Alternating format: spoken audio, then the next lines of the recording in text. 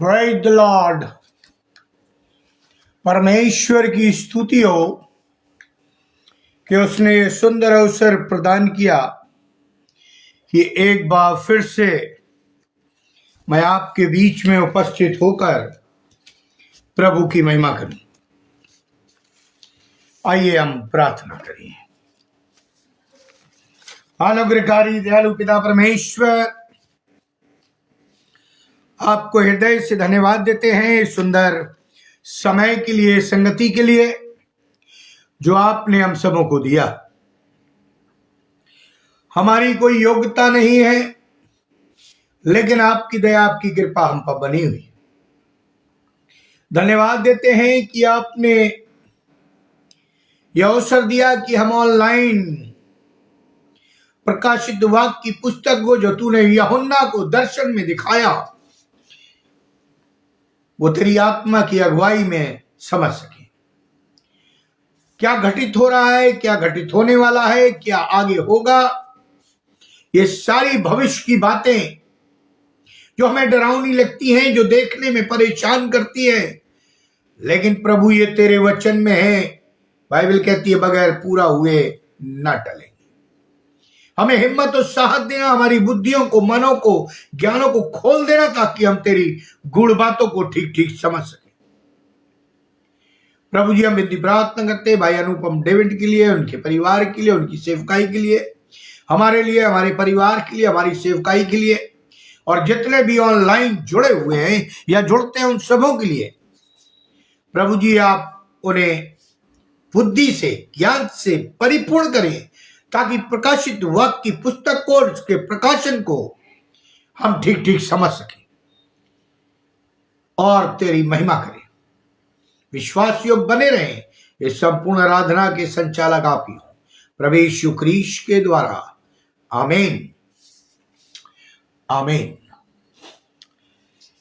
जैसा हम प्रकाशित वाक्य के बारे में आगे बढ़ रहे हैं, हमने 7 कलीसिया के बारे में पहले पढ़ा और आप जानते हैं, फिर हम प्रकाशित वाक्य में आगे बढ़े कि प्रकाशित वाक्य क्यों लिखा गया, किसने लिखा, क्या कारण है, परमेश्वर क्या चाहता है। चौथे अध्याय में हमने वर्णन अध्ययन किया कि स्वर्गीय सिंहासन और स्वर्गीय दर्शन क्या। अब हम 5वें और 6वें अध्याय की ओर बढ़ रहे, और 5वां और 6वां अध्याय जो है वो मोहर बंद पुस्तक यानी मेमने का दर्शन की बात कर रहा है। कुछ बातें मैं आपको ऐसी बताऊंगा आज जो आपको याद रखना होगी, ताकि जब हम आगे बढ़े तो पवित्र आत्मा हमारी अगुवाई करे और हम प्रभु की गूढ़ बातों को ठीक ठीक समझ सके। कई लोग इसको पढ़ने से डरते, हमने पिछली बार बताया। कई लोग पढ़ना ही नहीं चाहते, लेकिन आज जो बातें मैं बताने जा रहा हूं, ये कोई साधारण बात नहीं है। ये घटित होने वाली है। जो यूहन्ना ने दर्शन देखा वो घटित होने वाला है। मोहर बंद पुस्तक, मेमने का दर्शन, सर्वशक्तिमान ने जो 5वें और 6वें अध्याय को आप पढ़ लीजिएगा, क्योंकि मेरे पास समय नहीं है। थोड़ा विस्तार से मैं आज जाऊंगा ताकि आप मेरी बातों को ठीक ठीक समझ सके। सर्वशक्तिमान जो परमेश्वर के हाथ में एक पुस्तक जिसमें भविष्य की घटनाएं लिखी गई हैं, जो यूहन्ना पर प्रकट की जाती है, यूहन्ना को दर्शन दिया जाता है, यूहन्ना स्वर्ग में उठा लिया जाता है और उसे बताया जाता है जो सिंहासन पर बैठा है, था, है और रहेगा। लिखा है यीशु मसीह कल और आज और युगानुयुग एक सा है। मैंने बताया था 3 पवित्र पवित्र पवित्र का क्या अर्थ है। पवित्र परमेश्वर, पवित्र यीशु मसीह परमेश्वर और पवित्र आत्मा परमेश्वर, इसको ध्यान में रखिए। लिखा है जब जो सिंहासन पर बैठा है वो पिता, भीतर बाहर लिखी गई पुस्तक अर्थात परमेश्वर का विस्तार पूर्वक या सहित संपूर्ण संदेश, यह पुस्तक भीतर और बाहर लिखी गई है ताकि मनुष्य इस पुस्तक के बारे में समझ सके। और यदि हम नहीं समझते तो इसका अर्थ है कि हम पढ़ते नहीं। आगे बताऊंगा यह पुस्तक है क्या। जो 7 शब्द आया है, यानी 7 मोहरें, 7 तुरही, 7 दीवट, ये 7 पूर्णता और सिद्धता का नंबर है। ये परमेश्वर का नंबर है। मनुष्य का नंबर 6, ये परमेश्वर का नंबर है। मोहरबंद पुस्तक है। मोहर अधिकार व सुरक्षा के लिए प्रयोग की जाती थी और आज भी की जाती है। उस मोहर बंद पैकेट से कोई वस्तु को निकाल न सके और न उसमें किसी प्रकार की मिलावट कर सके, तभी तो उस पर मोहर या सील लगाई जाती है। कोई भी संदेश भेजना होता है तब वो मोहर लगती है। बिना अधिकार प्राप्त किए सील तोड़ना गैर कानूनी बात होती है। आप कहीं भी जाकर कोई सील नहीं तोड़ सकते। जब गवर्नमेंट किसी चीज पर सील लगा देती है तो हमारी आपकी औकात नहीं है जो सील को तोड़ ले। परमेश्वर ने नूह के दरवाजे को बंद कर दिया, सील लगा दी। लिखा है नूह इस पृथ्वी पर सबसे नम्र व्यक्ति था, दयालु था। परमेश्वर जानता था कि जब लोग मरेंगे, जब लोग उस पानी में डूबेंगे, वो नूह के लिए चिल्लाएंगे तो वो दरवाजा खोल देगा। परमेश्वर ने उस पर अपनी छाप या मोहर लगा दी थी और उन्होंने कोशिश भी की। प्राचीन काल में मोहर या सील का प्रयोग धड़ल्ले से किया जाता, यानी खुले रूप से। विशेष व महत्वपूर्ण दस्तावेजों के लिए जैसे शाही फरमान, दंड की आज्ञा आदि, उस पर राजा या अधिकारी की मोहर लगा दी जाती थी। यीशु मसीह को जब कब्र में रख दिया गया तो लिखा है राजा की मोहर लगा दी गई और अंगूठी की सील लगा दी गई। चेले बात कर रहे थे, यीशु ने कहा था मैं जीवित हो जाऊंगा, लेकिन वो तो मसाला लगाने के लिए, उसकी देह पर लेप लगाने के लिए जा रही थी वो स्त्रियां और बातें कर रही थी वो पत्थर कौन हटाएगा, क्योंकि उस पर मोहर लगी हुई है। औकात नहीं है कि कोई उस पत्थर को हटा ले और उसको कोई बदल नहीं सकता था। सरकारी पत्रों की नहीं, उस पर भी मोहर लगी हुई है। जो यूहन्ना दर्शन में उस पुस्तक को देखता है, मुर्दकई ने एस्तर से कहा, हामान ने आज्ञा निकाल दी है कि इस्राएली जाति एक ही दिन और एक ही समय में नाश कर दी जाए। शायद तुझे परमेश्वर ने इसलिए चुना है कि तू उन जातियों का के जान को बचा सके। मोहर बंद लिफाफे भेजे गए थे और क्या हुआ आप जानते। गुप्त संदेश को भेजने के लिए संदेश को मोहर बंद किया जाता था, आज भी किया जाता है।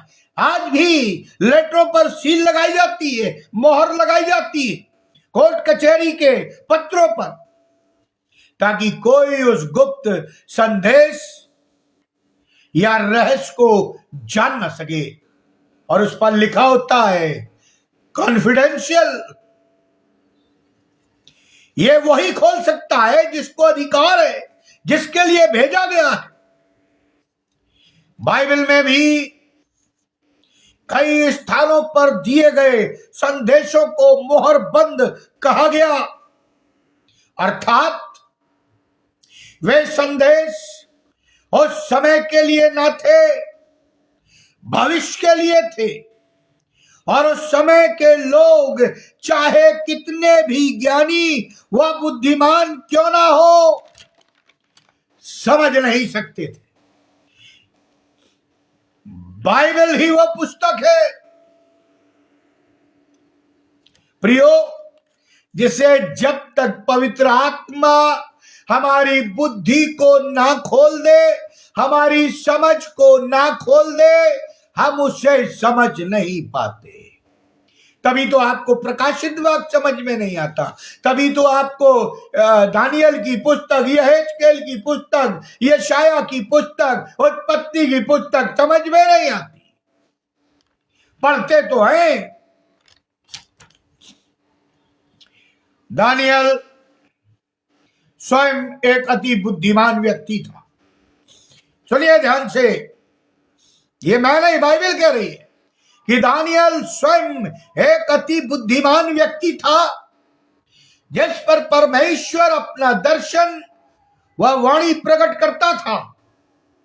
यहां तक कि परमेश्वर की पवित्र आत्मा से प्रेरित होकर वो राजाओं के स्वप्न, उसकी इनकी समस्याओं और दीवारों पर लिखे गए अजनबी संदेशों को पढ़कर अर्थ समझाने में सक्षम था, समझाने की देने की बुद्धि रखता था, क्योंकि परमेश्वर ने उसकी बुद्धि को उसे दिया था जो पवित्र आत्मा से परिपूर्ण थी। परंतु स्वयं अपने द्वारा लिखी गई पुस्तक के अंतिम भाग में दानियल वो ना समझ सका जो उसने स्वयं लिखा था, जिसे परमेश्वर ने लिखवाया था। दानियल लिखता है, दानियल 12:8-9 पढ़ूंगा। मैंने सुना तो पर समझा नहीं, मैंने सुना पर यहां से समझ नहीं आया। अतः मैंने पूछा, हे मेरे प्रभु, इन घटनाओं का परिणाम क्या होगा, रिजल्ट क्या होगा? और उसने कहा, यानी परमेश्वर ने, हे दानियल तू चला जा, क्योंकि ये बातें गुप्त और अंतिम समय के लिए मोहर बंद है।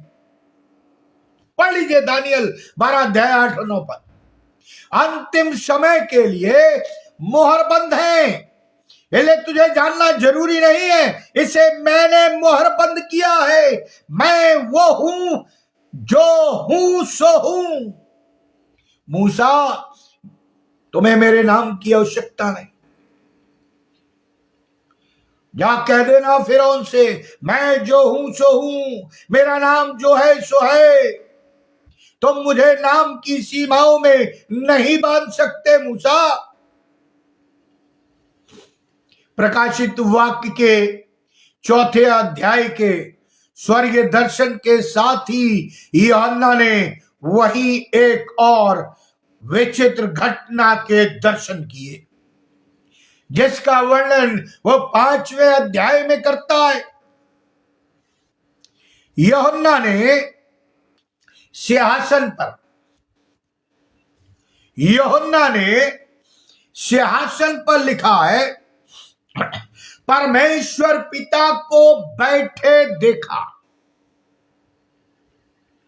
क्या आपने कभी परमेश्वर पिता को देखा है?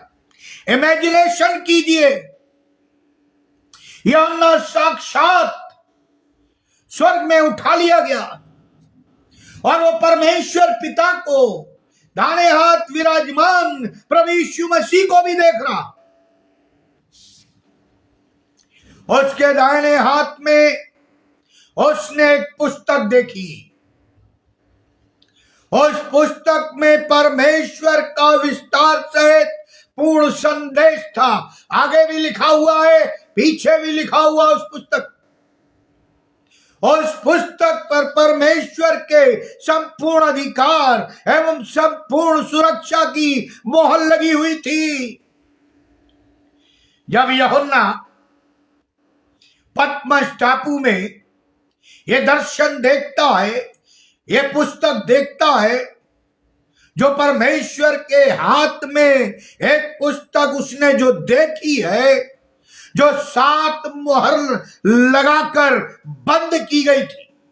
1-2 मोहर नहीं, या तो एक ही मोहर लग जाए तो हर आदमी परेशान हो जाता है, उसे खोलने का अधिकार नहीं है। यहां पर तो 7 मोहर लगाकर वो पुस्तक बंद की गई थी।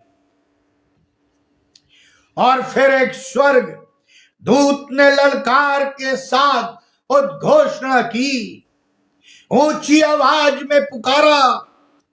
दूसरे ही पद में लिखा 5 अध्याय के, मैं वर्ष नहीं पढ़ूंगा, आप 5वां 6वां अध्याय घर पर पढ़ लीजिएगा। इस पुस्तक को खोलने और उसकी मोहरों को तोड़ने के योग्य कौन है? एक स्वर्गदूत उद्घोषणा कर रहा है, चिल्ला रहा है। स्वर्ग और पृथ्वी पर उसकी आवाज गूंज रही है। ऐसा कौन है जो इस गुप्तमय या रहस्यमयी पुस्तक के भेदों को समझ सकता या समझा सकता है? ऐसा है कोई मनुष्य? प्रकाशित वाक्य उसका 5 अध्याय 3 और 4 पद में आपके लिए समझाने के लिए पढ़ना चाहूंगा। 5 अध्याय 3 और 4 पद। और ना स्वर्ग में, ना पृथ्वी पर, ना पृथ्वी के नीचे कोई उस पुस्तक की खोलने या उस पर दृष्टि डालने के योग्य निकला। और मैं फुट फुट कर रोने लगा, क्योंकि ये पुस्तक के खोलने या उस पर दृष्टि करने के योग्य कोई न मिला। देखिए, परमेश्वर यूहन्ना को दर्शन दे रहा कि मैं तो चाहता हूं यह पुस्तक खुल जाए। 7 मोहरबंद पुस्तक है, ये खोल दी जाए। स्वर्गदूत उद्घोषणा कर रहा है, ना तो स्वर्ग में कोई मिला और ना पृथ्वी पर उसे कोई मिला। और पढ़िए, यूहन्ना रोने लगता, रो रहा है यूहन्ना, फुट फुट कर रो रहा। 24 प्राचीनों का वर्णन आया, 12+12। परमेश्वर जब इस्राएलियों को ले चल रहा था तो 12 गोत्र के बारे में बताया गया था। 12 गोत्र के बारे में डिवाइडेशन था। परमेश्वर ने जमीनों का, लेवियों का, याजकों का और अन्य लोगों का 12 गोत्र में बांट दिया था। और ये काम यहोशू से करवाया था। और प्रभु यीशु मसीह ने भी 12 चेलों को चुना।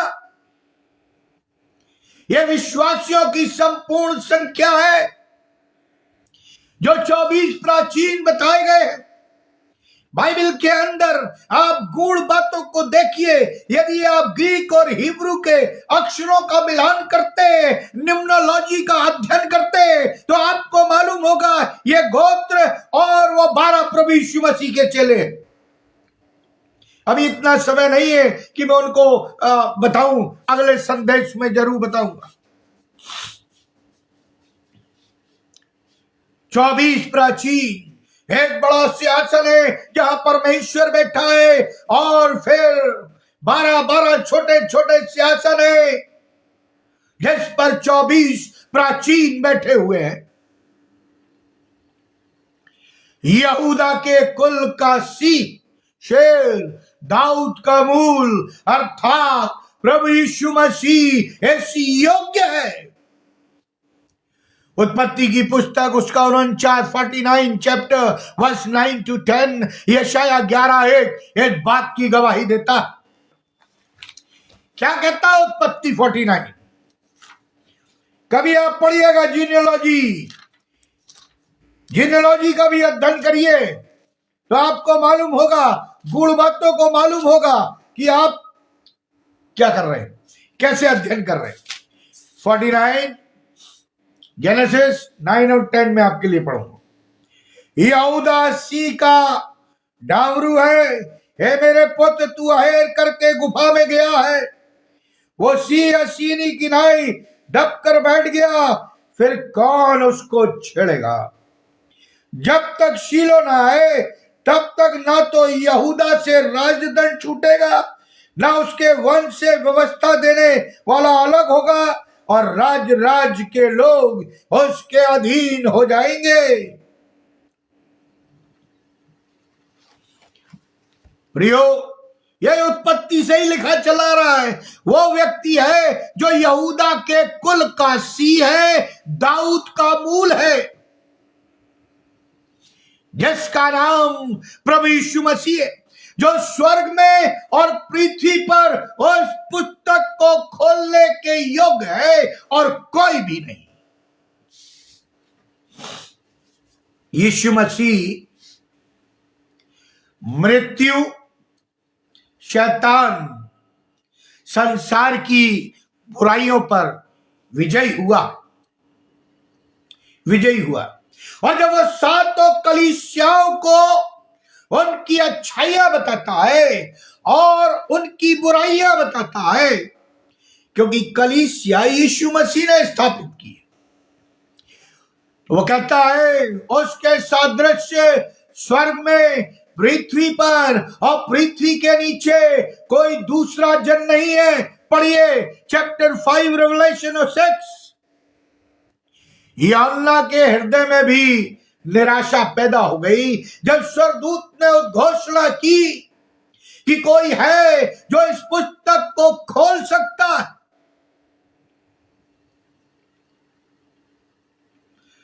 परंतु वहां निराशा पैदा हुई। इन प्राचीन में से एक ने मुझसे कहा, मत रो, यहूदा के कुल का सी, वायदा किया हुआ राजाओं का राजा, जो यहूदा का वंशज होगा और जिसका राज कभी समाप्त ना होगा, उद्याचल से अस्ताचल तक, और यीशु मसीह ही और इस पुस्तक को खोलने के लिए सक्षम है। किसी मनुष्य की औकात नहीं। फिर वो आगे दर्शन देखता है। आप पढ़ के आइएगा बाइबल प्रकाशित वाक्य को, तब आप मेरी बातों को समझे। दर्शन देखता है कि 4 प्राणी, 4 विशिष्ट स्वर्गदूत, जिनका संबंध अधिकार व कार्यक्षेत्र पूरी पृथ्वी पर फैला हुआ, या उन्हें अधिकार दिया गया है इन 4 प्राणियों को, जो विशेष स्वर्गदूत। फिर 7 सींग की बात आती, हॉर्न्स, यानी संपूर्ण सिद्धता का प्रतीक है सींग, संपूर्ण सामर्थ एवं शक्तिशाली का प्रतीक है सींग, सर्वशक्तिमान और सर्वाधिकारी का चिन्ह है सींग। फिर 7 नेत्र दिखाई देते हैं। 7 नेत्र, आंखें, सब कुछ देखने वाली आंखें, जिससे कुछ भी छिपा नहीं है, चाहे वो स्वर्ग का हो, चाहे वो पृथ्वी का हो, चाहे वो पाताल का हो, चाहे वो भविष्य का हो, चाहे वो भूत का हो, चाहे वो वर्तमान का हो, कुछ भी नहीं छिपा। और चाहे वो हमारे मन और बुद्धि के अंदर गूंजता क्यों ना हो,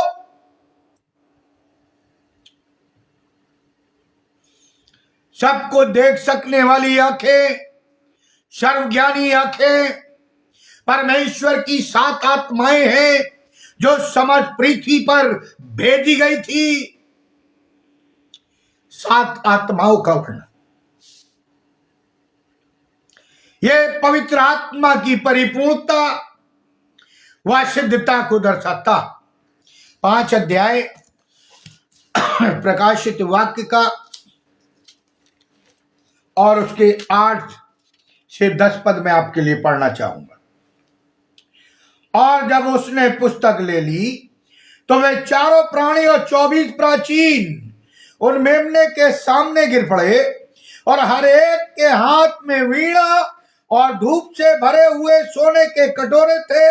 ये तो पवित्र लोगों की प्रार्थनाएं, और वे ये नया गीत गाने लगे कि तू इस पुस्तक के लेने और उसकी मोहरें खोलने की योग्य है, क्योंकि तूने बद्ध होकर अपने लहू से हर एक कुल और भाषा और लोग और जाति में से परमेश्वर के लिए लोगों को मोल लिया, और उन्हें हमारे परमेश्वर के लिए एक राज और याजक बनाया, और वे पृथ्वी पर राज करते हैं।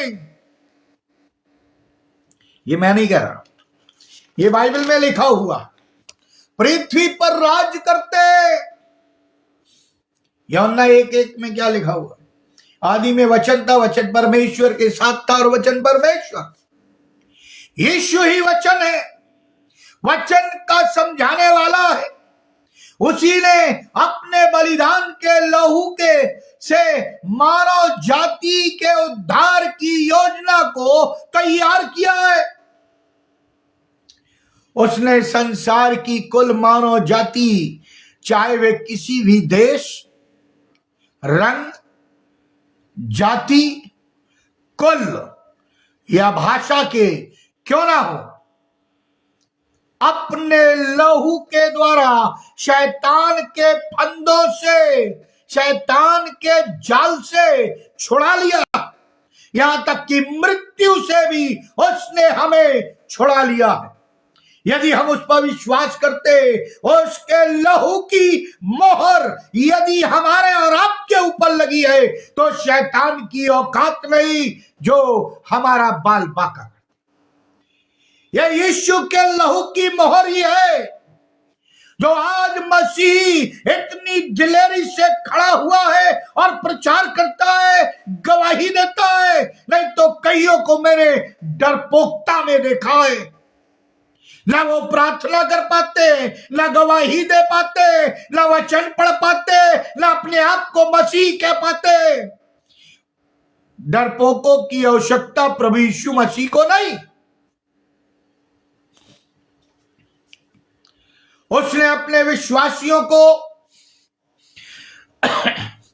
परमेश्वर की संतान, परमेश्वर की निज प्रजा और राजकीय याजक बनाया है। किसने? प्रभु यीशु मसीह, जो हमारा मेमना है। आज हम मेमने के दर्शन को देख रहे हैं। प्रभु यीशु मसीह मेमना है। वीणा आपने पढ़ा, वो वीणा लिए हुए थे।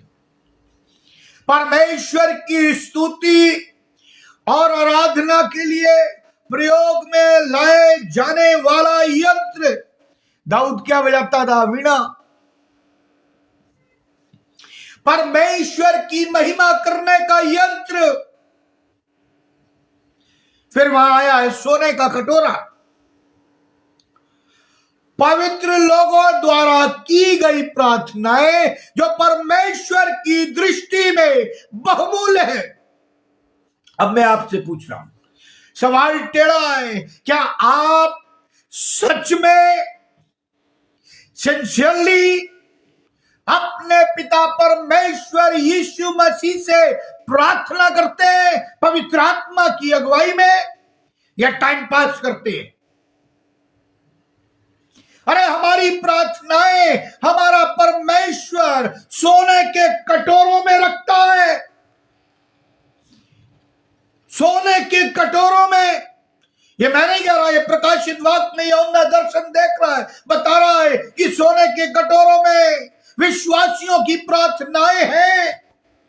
परमेश्वर हमारे एक एक आंसुओं को कुप्पी में रखता है। हमारा एक भी आंसू व्यर्थ नहीं जाता, हमारी एक भी प्रार्थनाएं व्यर्थ नहीं जाती। उत्तर हाँ या ना में मिलता हो बात अलग है, लेकिन प्रार्थनाएं और आंसू व्यर्थ नहीं जाते। फिर क्यों मसीह लोग प्रार्थना नहीं करते? फिर क्यों मसीह लोग आंसू नहीं बहाते? क्यों मसीह लोग भटकी हुई आत्माओं के लिए रोते और चिल्लाते? यिर्मयाह की तरह, काश मेरा सिर जल ही जल होता तो मैं इन भटकी हुई आत्माओं के लिए निरंतर रोता रहता। प्रियो, जब हम रोते हैं तो परमेश्वर अपनी निगाहें हमारी तरफ कर लेता और हमें देखता है कि आज मेरा बेटा, आज मेरी बेटी रो रही है, इसको की चीज की आवश्यकता है। निगाह मांगने से पहले देता है, लेकिन वो हमारी विश्वास योग्यता को, हमारे डिपेंडेंसी को देखता है कि हम उस पर कितना डिपेंड हैं। कहीं अपने संसाधन पे तो डिपेंड नहीं है, कहीं अपने पैसे, पद और डिग्री पे तो डिपेंड नहीं है। अरे डिपेंड हो जाइए प्रार्थना के लिए, डिपेंड हो जाइए, आंसू बहाकर परमेश्वर के चरणों में आइए, फिर चमत्कार देखिए।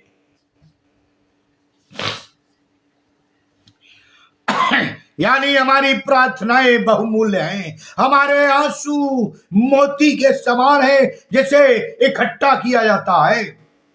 हम तो पूछ देते होंगे, लेकिन स्वर्ग में इसका एक एक हिसाब जीवन की पुस्तक में, परमेश्वर के लेखे जोखों में दर्ज है। जब यीशु मसीह ने परमेश्वर पिता के हाथ से पुस्तक ले ली, पढ़िएगा, तब उन 4 विशेष स्वर्गदूतों और विश्वासियों ने प्रभु यीशु मसीह के चरणों पर गिरकर उसकी आराधना की। फिर सुन लीजिए, जब यीशु मसीह ने परमेश्वर के हाथों से पुस्तक ले ली, तब उन 4 विशेष प्राणी जो लिखे हैं, स्वर्गदूतों और विश्वासियों ने प्रभु यीशु मसीह के चरणों पर गिरकर उसकी आराधना और स्तुति की। वे सब गीत, संगीत तथा प्रार्थनाओं के द्वारा उसकी उपासना कर रहे थे, महिमा कर रहे थे, जो हम और आप भी जब स्वर्ग में जाएंगे, आपका विश्वास है या नहीं मुझे नहीं मालूम, लेकिन मैं जब स्वर्ग में जाऊंगा तो मेरा एक ही काम होगा, प्रभु की महिमा करना। वो नया गीत गा रहे थे, नया गीत गा रहे थे। यीशु ने अपने पवित्र बलिदान के द्वारा अपने पवित्र लहू की कीमत अदा करके प्रत्येक कुल, भाषा, लोग, जाति में से परमेश्वर के लिए लोगों को दाम देकर मोल लिया है, लोगों को दाम देकर मोल लिया है।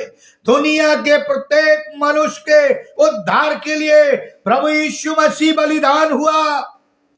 यीशु मसीह की स्तुति में सबने एक नया गीत गाया।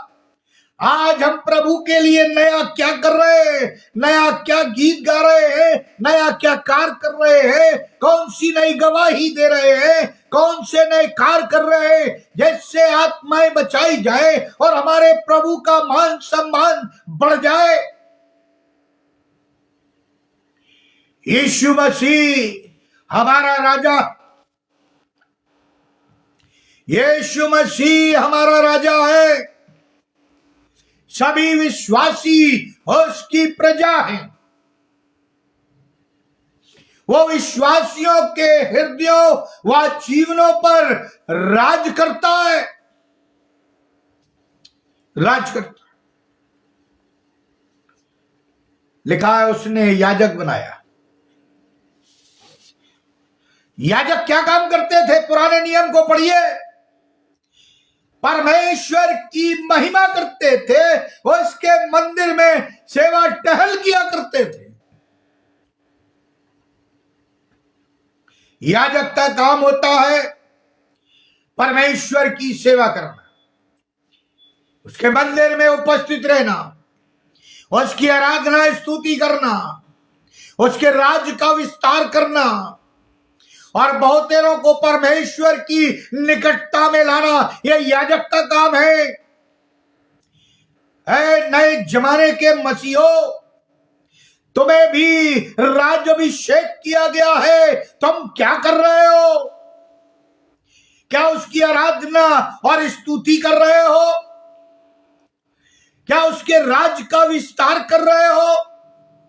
बहुतों को प्रभु में मिला रहे हो, उसके राज्य में ला रहे हो, उसकी गवाही दे रहे हो। जितने भी पासवान हैं, जितने भी बड़े बड़े पदों पर आसीन हैं, जो अपने आप को प्रभु का सेवक, ambassador, servant of Christ, evangelist और नाना प्रकार की संज्ञाएं दे रखी है, उनसे आज एक सवाल है, जो आप याजक हो, ऐसा कौन सा नया काम अपने परमेश्वर या यीशु के लिए कर रहे हो जिससे वो कहे शाबाश मेरे बेटे, तूने बहुत अच्छा कहा। यीशु मसीह ने ही विश्वासियों की मंडली या कलीसिया को तैयार किया। पतरस, मैं तो चट्टान पर अपनी कलीसिया बनाऊंगा। ये वही पतरस है जिसने प्रभु यीशु मसीह का इनकार किया।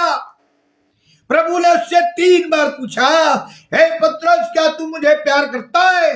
अरे बहुत करता। सच में तू मुझसे प्यार करता है? पतरस, तू मुझसे प्यार करता है?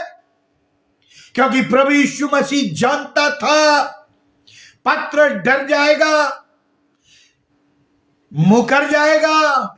तब प्रभु यीशु मसीह ने कहा, मुर्ग के बांग देने से पहले तू मेरा 3 बार इनकार करेगा। मुर्ग ने 2 बार बांग दी, उससे पहले ही पतरस 3 बार इनकार कर चुका।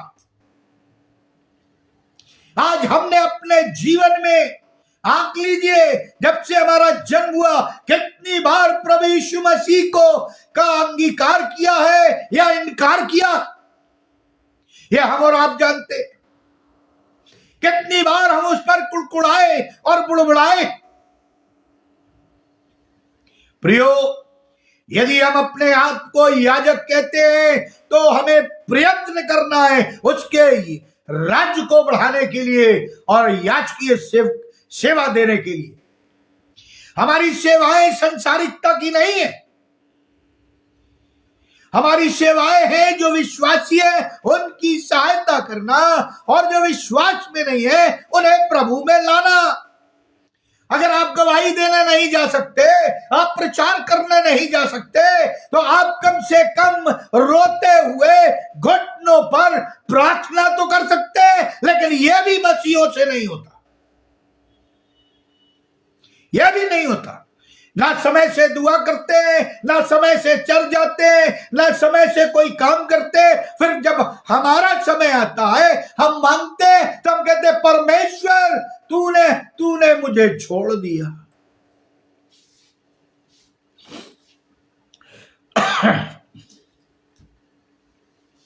प्रियो, प्रभु यीशु मसीह ने कलीसिया तैयार की है कि वे उसके दूसरे आगमन पर उठाई जाए। सुनिए ध्यान से, यीशु मसीह ने कलीसिया की स्थापना इसलिए नहीं की कि हम राजनीति खेले, हम किसी को मेंबर बनाएं या किसी को निकाल दें, किसी की बेइज्जती करें। इसलिए कलीसिया नहीं बनी, या कलीसिया में जो भी संसाधन है उसको बिगाड़ दे। प्रभु यीशु मसीह ने कलीसिया की स्थापना की कि हमारी आत्मिक दिशा सुधर जाए, ताकि जब वो बादलों पर आए तो हम उठाए जाए। कलीसिया प्रभु यीशु मसीह की दुल्हन है। वो निष्कलंक होनी चाहिए, पवित्र होनी चाहिए, और जब प्रभु आए तो उठाई जाए। सुंदर दिखनी चाहिए। हर एक व्यक्ति चाहता है उसकी पत्नी सुंदर हो और पवित्र हो, और पवित्र हो। होशे तो परमेश्वर ने कहा, होशे नबी, जा वैश्या से शादी कर ले। अगर आज आपसे वो कह दे तो आप क्या करेंगे? सोचिए, वहां की प्रजा उसको जानती थी, वहां के लोग उसको जानते थे। आज हमारी पत्नी किसी से हंस के बोल ले तो हमारे पूरे तन बदन में आग लग जाती है। अरे जब हम फिर शैतानी काम कलीसिया में रहकर करते हैं, गलत काम कलीसिया में रहकर करते हैं, तो क्या परमेश्वर हमें दंडित ना करेगा? यीशु हमें दंडित ना करेगा? प्रभु यीशु मसीह ने कलीसिया बनाई जो उसकी दुल्हन है कि वो पवित्र रहे। इसलिए लिखा, जैसा मैं पवित्र हूं वैसा तुम भी पवित्र बनो। और उसके दूसरे आगमन पर 1000 वर्ष के लिए पृथ्वी पर राज करेंगे। कौन? जो उठाए जाएंगे। तभी तो हमारी लॉस्ट प्रेयर की कामना पूरी होगी। हम लोग क्या प्रभु की प्रार्थना करते हैं? क्या करते हैं? तेरा राज्य आए। मत्ती रचित सुसमाचार उसका 6 अध्याय 9 पद से पढ़ लीजिए। तेरा राज्य आए, तेरी इच्छा जैसे स्वर्ग में पूरी होती है वैसे पृथ्वी पर भी पूरी हो। अरे तो तब होगी ना जब हम और आप उसका नाम ऊंचा उठाएंगे। हम और आप जब अपने आप को पवित्र रखेंगे, हमारे और आपके काम जब पवित्र होंगे, हमारे आप का चाल चलन जब पवित्र होगा, हमारी आपकी भाषा जब पवित्र होगी, हमारे आपके व्यवहार जब पवित्र होंगे, हमारे आपके संबंध जब पवित्र होंगे, तभी तो कलीसिया पवित्र होगी। क्योंकि हम और आप कलीसिया के अंग हैं। यदि शरीर में कहीं भी कैंसर हो जाए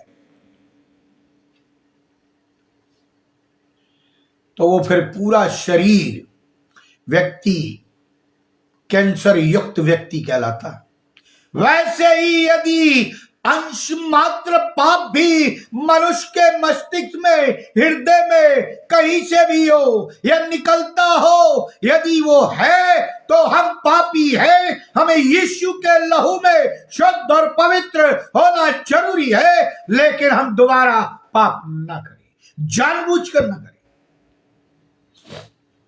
तभी तो उसका राज्य आएगा। लेकिन हम कलीसिया में तो अपना राज्य चला रहे हैं, न परमेश्वर की चलने देते, न प्रभु यीशु मसीह की चलने देते। पवित्र आत्मा तो 2 कोसों दूर है।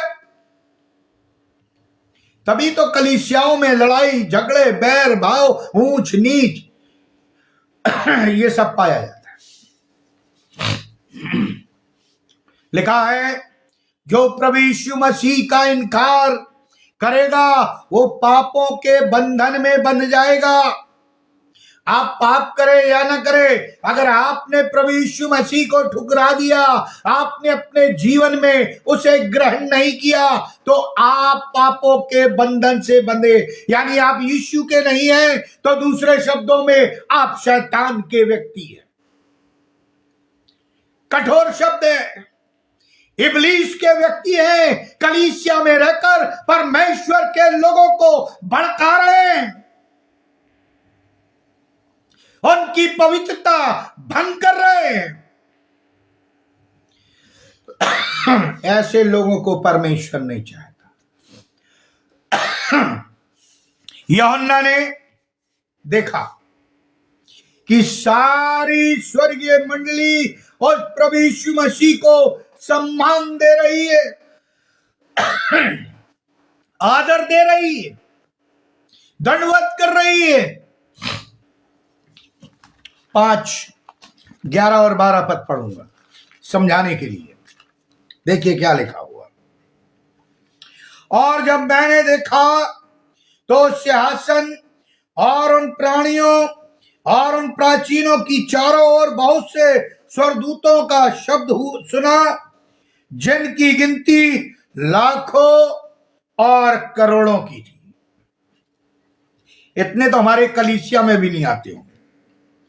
और वे ऊंचे सबसे कहते थे कि वध किया हुआ मेमना ही सामर्थ और धन और ज्ञान और शक्ति और आदर और महिमा और धन्यवाद के योग्य है।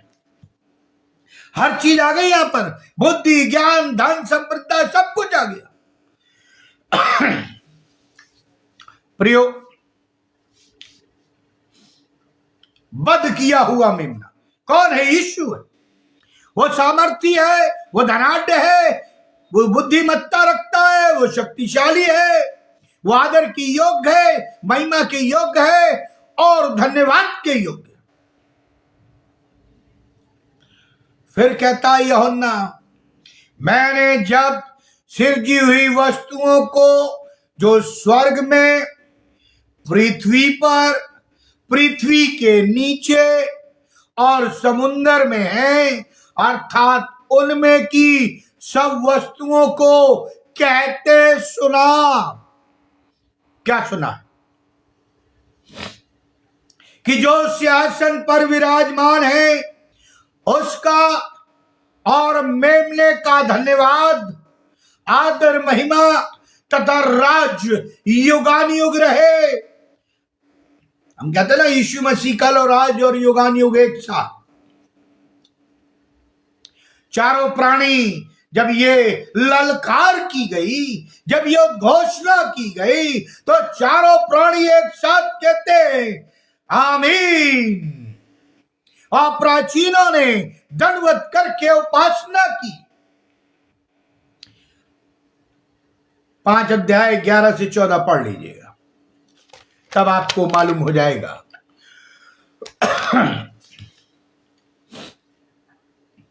प्रियो, अब इसका थोड़ा सा कंक्लूजन में बता देता हूं, फिर अगले चैप्टर 6वें अध्याय में प्रवेश करते हैं।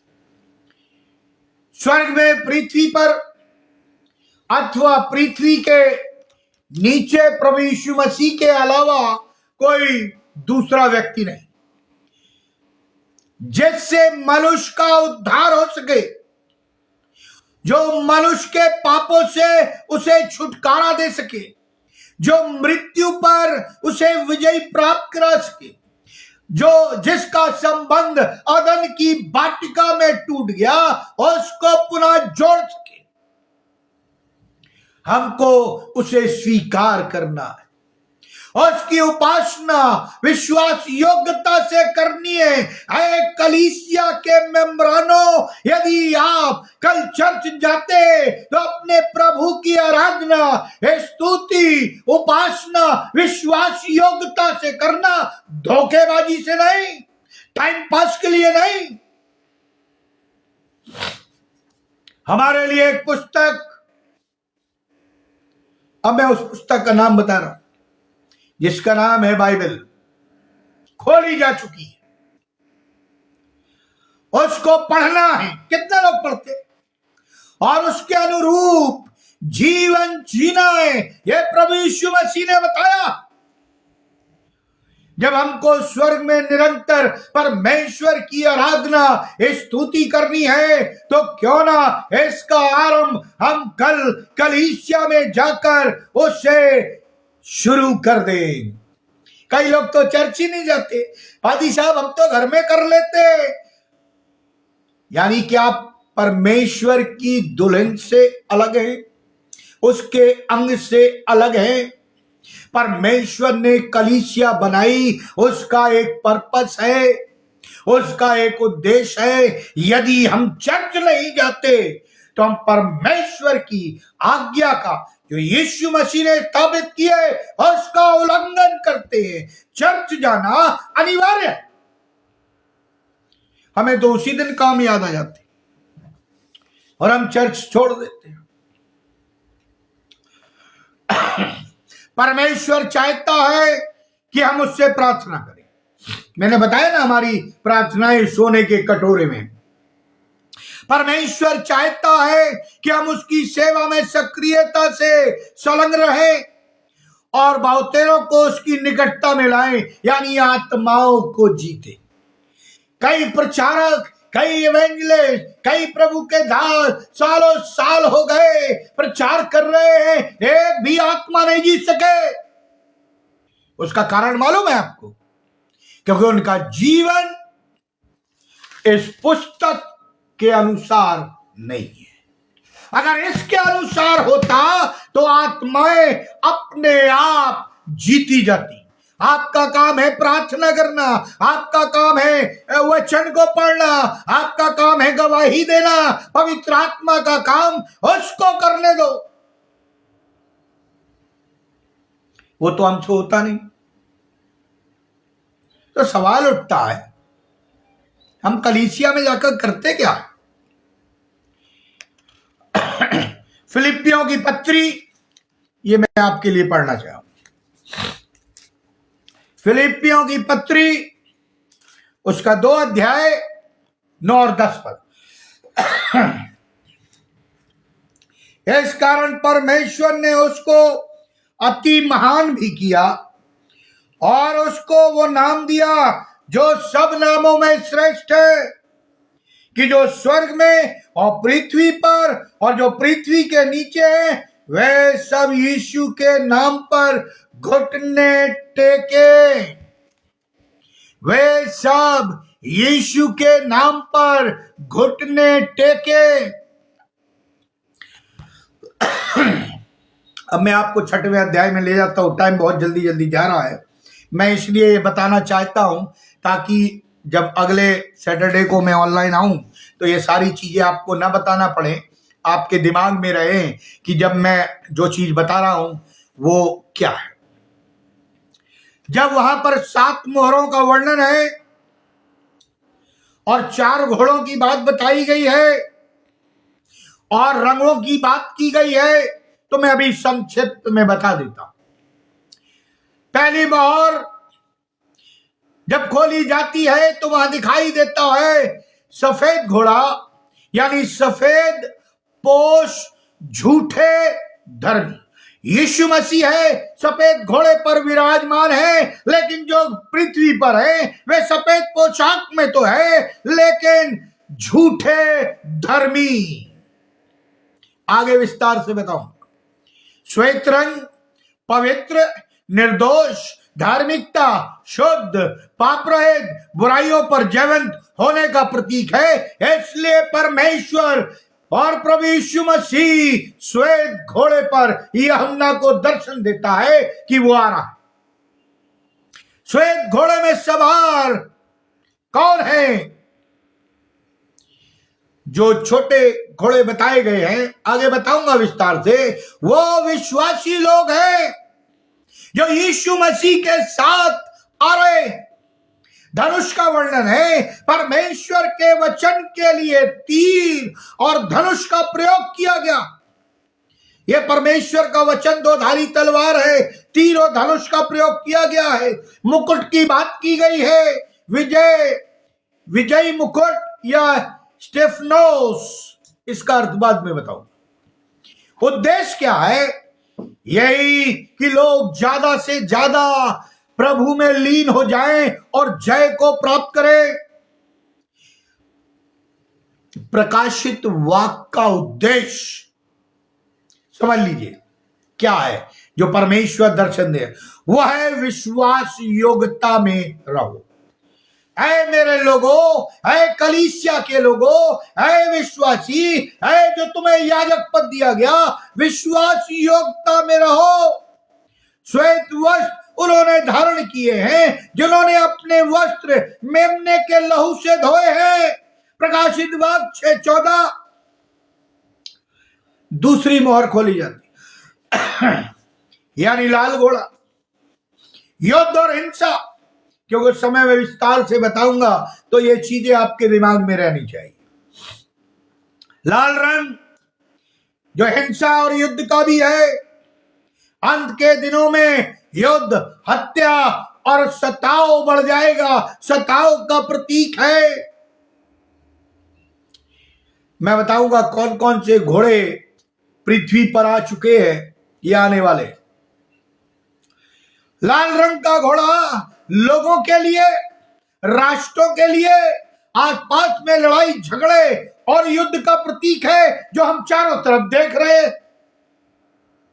बड़ी तलवार भी यहां पर बताई गई है, यानी घात करने का अस्त्र शस्त्र। मनुष्य से शत्रुता और विश्वासघात करेंगे, परमेश्वर से तो करते ही, एक दूसरे को मार डालने और घात करने का प्रयास करेंगे। ये लाल घोड़े के बारे में बताया। तीसरी मोहर खोली जाती, जहां काला घोड़ा यानी अकाल, काला रंग गहरे आर्थिक संकट, अकाल और भुखमरी का प्रतीक। काले रंग का घोड़ा ऐसे लोग जो गंभीर आर्थिक संकट, अकाल एवं भुखमरी से गुजर रहे हैं।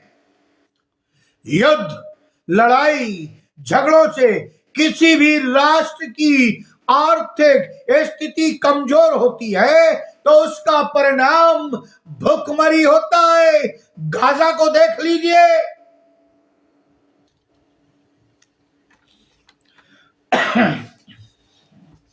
प्रियो, लेबनान को देख लीजिए। तराजू के बारे में बताया गया है, महंगाई का प्रतीक। आगे बताऊंगा क्या करेगा ये। अगला है पीला घोड़ा, यानी चौथी मोहर खोली गई। पीला घोड़ा ये मृत्यु को दर्शाता है। पीले घोड़े का रंग का घोड़ा युद्ध, अकाल, प्राकृतिक विपदाओं, विभिन्न प्रकार की बीमारियों जो आपको हैं और जो सुनी भी नहीं, घटनाओं और हिंसक पशुओं से होने वाली मृत्यु, हिंसक पशुओं से, यह पीले घोड़े की बात बताई। एक चौथाई भाग के बारे में भी बताया गया है, एक बड़ा भाग परंतु पूरा नहीं, अर्थात काफी बड़ी संख्या में लोग मारे जाएंगे। मैं आगे बताऊंगा ये कौन लोग होंगे, ये बाइबल में ही लिखा हुआ है। अंत के दिनों में असंख्य लोगों की मृत्यु होगी, अकारणवश मरेंगे। कई तो कहेंगे पहाड़ गिर जाएगा, नहीं मरेंगे जब मृत्यु उठा ली जाएगी, अभी तो मरेंगे। पांचवी मोहर के बारे में बताया गया है कि पहले के मसीहियों जो शहीद हो गए, उनकी आत्माएं पुकार पुकार कर परमेश्वर से इंसाफ मांग रही है कि हमारा इंसाफ कब होगा, यानी वो अभी क्लेश। छठवीं मोहर, आकाशीय चिन्ह प्रकट होंगे। अभी आपको आकाश में चिन्ह नहीं दिखाई दे रहे, छोटे मोटे दिखाई दे रहे, लेकिन जब ये प्रकट होंगे तो किस प्रकार के होंगे और क्या क्या पृथ्वी पर घटित होगा। सातवीं और अंतिम मोहर, स्वर्ग में जब ये मोहर खोली जाएगी, ये 8वें चैप्टर में, स्वर्ग में आधे घंटे तक सन्नाटा छा गया। स्वर्गदूत परमेश्वर के समक्ष खड़े दिखाई दिए। प्रियो, जो मैं यहां बताना चाह रहा हूं, जो हमारे चारों तरफ घट रहा है, जो हम देख रहे हैं, लड़ाइयां हो रही है, ये सब मत्ती 24 अध्याय, मरकुस 13 अध्याय, लूका 21 अध्याय, यहेजकेल की पुस्तक, यशाया की पुस्तक, दानियल की पुस्तक और प्रकाशित वाक्य की पुस्तक, ये सब एक साथ कनेक्टेड है। आप इनको मिलाकर स्टडी करिए तो आपकी रूह कांप जाएगी। तब आपको परमेश्वर के ज्ञान, भय और सामर्थ का ज्ञान होगा। अभी हम परमेश्वर को बड़ा हल्का लेते, लेकिन जब मैं आगे आगे बढ़ूंगा तब आपको मालूम होगा उसका सिंहासन ही अग्निमय था, उसके पहियों से लौ निकलती थी। जिसका सिंहासन अग्निमय हो तो क्या आप बैठ सकते हैं? सोचिए, अग्नि का काम होता भस्म कर देना। लिखा है वो हमें सोने की तरह ताएगा और जब हम खड़े उतरेंगे तभी हम उसके साथ टिके रहेंगे। तू तौला तो गया पर हल्का पाया गया। प्रियो, हम ऐसे परमेश्वर की महिमा करते हैं। धन्य है हम लोग, धन्य है मसीह लोग, धन्य है मसीह कलीसियाएं जो अपने जीवित प्रभु की महिमा करती है, लेकिन करें तो विश्वास योग्यता से करें। और मैं अब अपने कंक्लूजन में आना चाहता हूं और फिर ये बातें अगले संदेश में मैं आपको बताऊंगा। मैंने बताया था प्रकाशित वाक्य क्यों लिखा गया। वो इसलिए लिखा गया क्योंकि परमेश्वर चाहता है कि हम और आप विश्वास योग्य बने, विश्वास योग्यता में जिए, निष्कलंक रहे, पाप से अलग रहे। तुम संसार में तो हो लेकिन इस संसार के नहीं हो। आपको मालूम है परमेश्वर ने मृत्यु नहीं बनाई, लेकिन वो हमारे लिए दंड के रूप में आई। हमारे आदम आदि और माता पिता ने ये काम किए,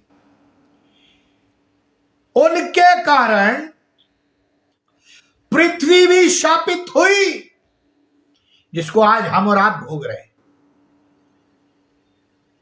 अगले संदेश में बताऊंगा। आज पृथ्वी भी चिल्ला चिल्ला कर पूछ रही है, हमारा न्याय करो। लिखा ना, पृथ्वी मुर्दे दे देगी, कब्रें खुल जाएंगी, मुर्दे बाहर आ जाएंगे। ये ऐसे ही नहीं लिखा हुआ। इसलिए प्रियो, हम अपने परमेश्वर से डरे और जिस उद्देश्य को लेकर परमेश्वर ने आपको इस पृथ्वी पर रखा है, हम विश्वास योग्यता से उसके कार्यों को करें। हाँ, मैं मानता हूं, लिखा भी है, मनुष्य पापी है, जन्म से पापी है, लेकिन प्रभु का लहू हमारे लिए, हमारे पापों को शुद्ध करने के लिए सक्षम है। मनुष्य का लहू नहीं, बकरे का या कोई बलिदान का लहू नहीं, केवल परमेश्वर के पुत्र का जो मेमना। इसलिए प्रियो, अभी भी समय है कि हम अपने जीवन को विश्वास योग्यता में जिए। अभी भी समय है, यदि हम प्रार्थना नहीं करते हैं तो हम प्रार्थना करें, आंसू बहाएं, ताकि परमेश्वर हमारी प्रार्थनाओं को सोने के कटोरे में रखकर उसका उत्तर दे। दानियल ने प्रार्थना की और लिखा है, परमेश्वर ने कहा, मैंने तेरी प्रार्थना का उत्तर तो उसी समय दे दिया। किसने रोक लिया? दानियल प्रार्थना के उत्तर के लिए ठहरा रहा। 1 दिन, 2 दिन, 3 दिन, 4 दिन, 5 दिन नहीं, पूरे 21 दिन, जब तक उत्तर नहीं मिल गया। उसे उत्तर ना तो हाँ में मिला था ना में मिला था। उत्तर भेज दिया गया, परमेश्वर की तरफ से तुरंत दे दिया गया, लेकिन हवाओं में जो इब्लीस का सिंहासन है, जो राज्य फैला हुआ है, जो प्रेत आत्माएं, दुष्ट आत्माएं विश्वासियों की प्रार्थनाओं को रोकने का काम करती है, यदि वे सामर्थी प्रार्थनाएं नहीं है, प्रभु यीशु मसीह की छाप, उसके लहू की छाप यदि हमारे ऊपर नहीं लगी है, और यदि हम पापी हैं, पश्चाताप नहीं किया है और किया है तो बार बार पाप कर रहे हैं, और उनकी प्रार्थनाएं रोक ली जाती। लेकिन जब दानियल की प्रार्थना रोकी गई तो हमारी और आपकी औकात क्या है जो हमारी प्रार्थना इब्लीस ना रोक सके। और फिर परमेश्वर को अपने विशेष दूतों को भेजना पड़ा। मेरा दानियल अभी भी घुटनों पर है, प्रार्थना का इंतजार कर रहा है। जिब्राइल को भेजा, मिखाइल को भेजा और वो लड़े। लिखा है वो लड़े, उस पर विजयी हुए और परमेश्वर की प्रार्थनाओं का उत्तर दानियल को। हमें प्रार्थना में ठहरना है, धीरे रखना है। एक पुस्तक देखी, आज ये पुस्तक भविष्य हमें और आपको दिया गया है। क्या हम इसे खा रहे हैं? लिखा है मधु से मीठी है। क्या हम इसे पढ़ रहे हैं? ये हमसे बातचीत करती है, ये हमारे जीवन को मार्गदर्शन देती है, ये हमें प्रार्थना करना सिखाती है, ये हमें परमेश्वर के, प्रभु यीशु मसीह के नियमों के पालन करने में हमें आगे बढ़ाती है। प्रियो, कहने को तो बहुत कुछ है, लेकिन अगले संदेश में कहूंगा प्रार्थना करें कि हम विश्वास योग्य रहे। बस आप उदाहरण देख लीजिए, जो शादीशुदा है यदि वे विश्वास योग्य नहीं है तो कितनी कलह, कितनी परेशानी, कितनी नाना प्रकार के दुख तकलीफ, मानसिक, शारीरिक, आत्मिकता और आर्थिकता से गुजरना पड़ता है। वैसे ही आत्मिक दिशा है, यदि हम विश्वास योग्य नहीं है तो शैतान हमारी ऐसी की तैसी कर देगा और फिर हम कहेंगे हे परमेश्वर तूने ये क्या किया। हम अपनी गलतियों के कारण उन कष्टों को, उन दुखों को भोगते जो परमेश्वर ने हमारे लिए नहीं रखा। इसलिए प्रियो, नम्र, दीन और विश्वास योग्य हो जाइए ताकि प्रभु जब आए तो आप सब बादलों पर एक साथ उठाए जाएं। आइए हम प्रार्थना करें। अनुग्रहकारी दयालु पिता परमेश्वर, हम पापी है, गुनहगार है, तुच्छ है, निकम्मे है, मिट्टी है। प्रभु जी दया कर, कदम कदम पर पाप करते हैं क्योंकि मनुष्य प्रभु जी अपने लहू से धो और शुद्ध और पवित्र कर। हमें विश्वास योग्यता में स्थिर कर कि हम तेरी वाचा को न तोड़े, तेरे नियम को न तोड़े, तेरे विश्वास को न तोड़े। दया कर, हमें वचन पढ़ने में प्रभु जी सहायता कर, दुआ करने में सहायता कर, आंसू बहाने में सहायता कर, ताकि हम भटकी हुई आत्माओं को तेरे चरणों पर ले आए। प्रभु जी हमें तेरी स्तुति करने के लिए उत्साहित कर कि जब हम तेरी कलीसिया में कल उपस्थित होंगे तो हम तेरी स्तुति और महिमा और प्रशंसा करें, क्योंकि प्रभु जी तू आदर और महिमा और स्तुति और प्रशंसा के योग्य है, क्योंकि तू जीवित प्रभु।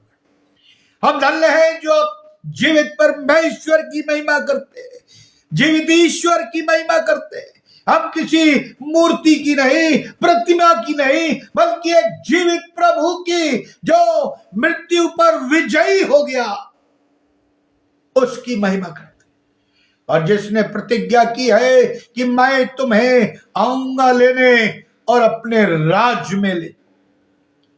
प्रभु जी हमें योग कलीसिया को शुद्ध और पवित्र निष्कलंक बना, जिसके एक सदस्य हम भी है। प्रभु दया कर ताकि हम बादलों पर उठाए। जितने भी ऑनलाइन जुड़े हुए हैं या बाद में जुड़ेंगे उन्हें आशीषित कर। भाई अनुपम डेविड के परिवार के लिए, हमारे परिवार के लिए हमें आशीषित कर। नम्र और दीन बना, अपनी महिमा के लिए इस्तेमाल कर, ताकि जब तू आए तो हम तेरे साथ जाएं और उस मुकुट को प्राप्त करें, उस इनाम को प्राप्त करें जो तूने ठहराया। इस विनती को सुनिए, ग्रहण करिए प्रभु यीशु ख्रीस्त के द्वारा, आमीन। और परमेश्वर पिता का प्रेम, प्रभु यीशु मसीह का लोग पवित्र आत्मा की सहभागिता हम सब विश्वासियों के साथ, जितने भी ऑनलाइन जुड़े या बाद में जुड़ेंगे, प्रभु जी जब तक तू दोबारा आने से ठहरता है जीवन पर्यंत बनी रहे, आमीन। परमेश्वर आप सबों को आशीष दे और समझ दे कि हम प्रकाशित वाक्य को पवित्र आत्मा की अगुवाई में समझ सके। हमारे लिए भी प्रार्थना करिए। हम आपके लिए करते हैं कि प्रभु बुद्धि से नवाजे ताकि हम गुड़ बातों को समझ सके। आमीन।